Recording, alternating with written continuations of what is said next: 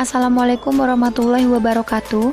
Kami dari kelompok 9 akan mempresentasikan materi mengenai senyawa karbon dan gugus fungsi alkohol dan eter yang beranggotakan saya Indasari dan rekan saya Reza Likasari.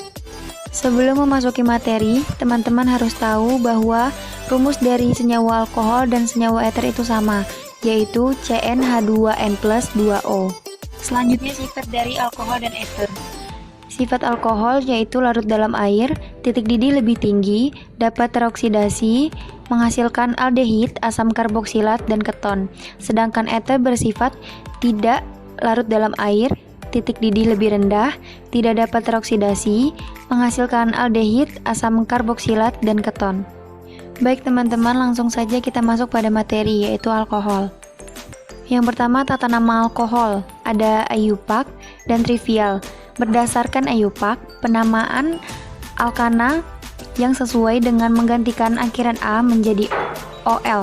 Contohnya, butanol. Yang kedua ada trivial.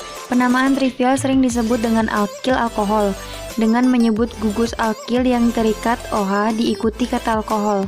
Contohnya, etil alkohol atau propil alkohol. Yang kedua ada reaksi alkohol.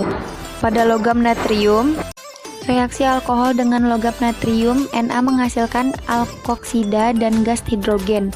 Pada esterifikasi, alkohol dengan asam karboksilat bereaksi membentuk ester.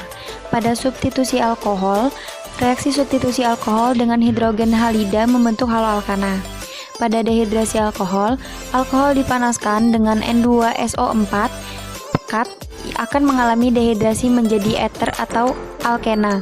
Pada oksidasi alkohol, alkohol sederhana dapat teroksidasi atau mudah terbakar membentuk gas karbon dioksida dan uap air.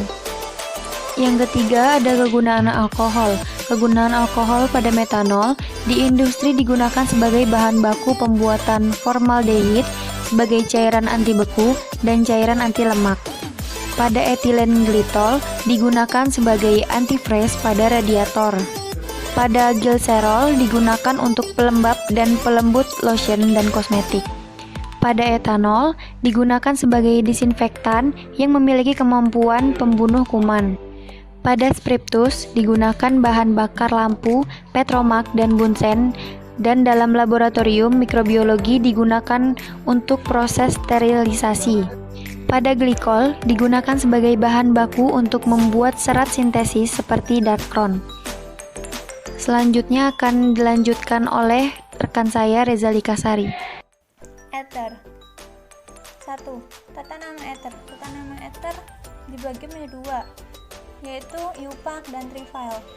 Berdasarkan IUPAC, tata nama dilakukan dengan dua cara, yaitu menetapkan alkil yang lebih kecil sebagai alkoksi dan alkil yang lebih besar sebagai alkana. Contohnya, metoksintena.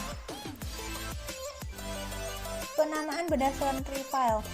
Penamaan dilakukan dengan menyebutkan kedua nama alkil yang berikatan pada gugus O dan diikuti oleh kata eter.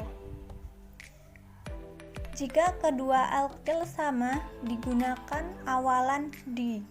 Contohnya, etil metil eter. Reaksi eter. Reaksi eter mudah terbakar, membentuk gas karbon dioksida dan uap. Reaksi eter tidak bereaksi dengan logam natrium. Reaksi eter terurai oleh asam halida, terutama oleh HI.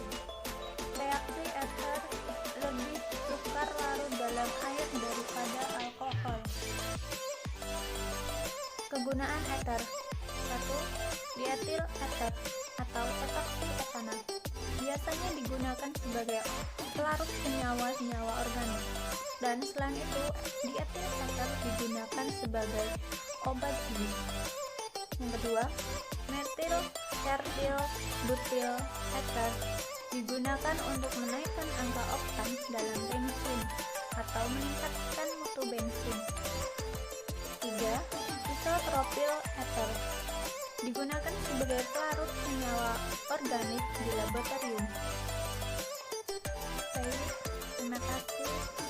Sekian presentasi dari kelompok kami akhiri. Wassalamualaikum warahmatullahi wabarakatuh.